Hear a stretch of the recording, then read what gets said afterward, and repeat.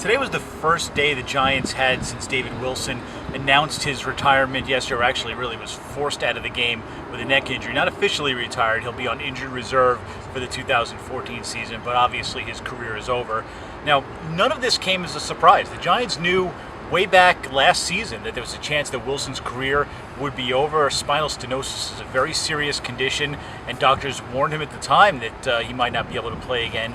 He tried to come back, and he got through about a week of practices before he realized, because he had a neck burner, that it just wasn't going to work. So they knew to plan ahead. They knew this was a possibility, but honestly, there was still kind of a sense of shock and surprise among Wilson's teammates, because dealing with the reality that he was gone forever from their team was a bit of a stunner to them.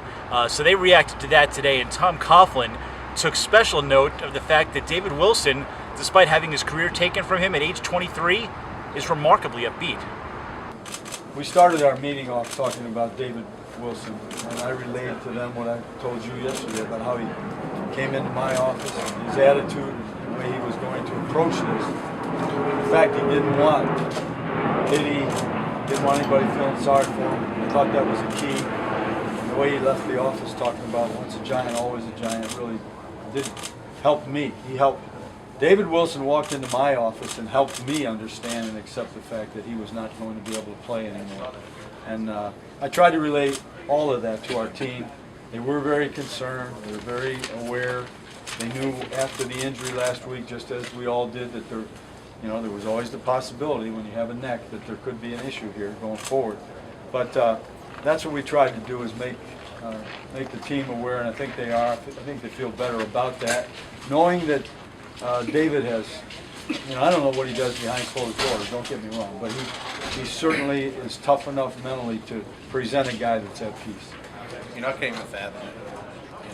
He's going through something right now that is devastating, and it hurts us as a running back room. It really does, because we really love David. David's a great person, and David would always give you 100% on the field, and he always gave you a smile when you looked at him. So, my prayers go out to him and his family. God bless him. A tough situation, but obviously could have been a lot worse. And the fact that making the right decision and don't want to risk anything with that neck, and so it's scary, and I feel for him. But he's a good man, and he'll find something that he can do, and he'll do well. Now, as I said, the Giants were well prepared for this. They were never counting on David Wilson to be their number one or even their number two back this season. Their 1-2 punch is going to be Rashad Jennings, a free agent they picked up from Oakland, and Andre Williams, a running back they drafted out of Boston College in the 4th round.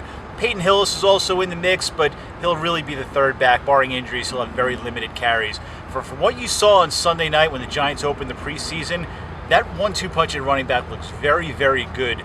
Jennings and Williams add speed to this offense, they add power, and Jennings even adds a little bit of a dimension out of the backfield where he can catch passes, something they really haven't had here since the days of Tiki Barber. So it would have been nice for them to have David Wilson's breakaway speed, but really the Giants look much better than they did at running back last year, and it looks like they could, even though they're going to a pass-happy offense under Ben McAdoo, this could turn out to be a very surprisingly strong rushing team. You'll be able to read a lot more about that if you keep it tuned in to nydailynews.com.